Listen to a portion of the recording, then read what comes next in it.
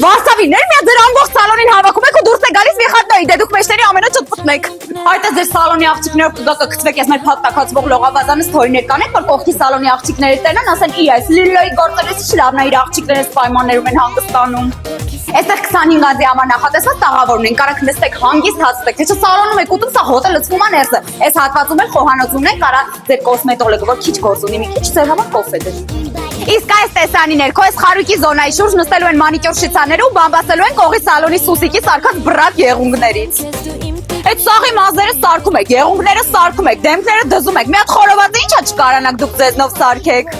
Այս մեր հյուրասենյակում էլ նստելու են Վարսավին ու մանիկյուր շիցան, դե իրանք միշտ մոտիկ են լինում իրար հետ ու բամբասելու են մյուս Վարսավի սարքած մազերից։ Այ այստեղ ձեր սալոնի ունքերի մասնագետը պահաբաց չի թողելու ու գալու է տնօրենի ունքերը հանի, որ աչքը մտնի էլի։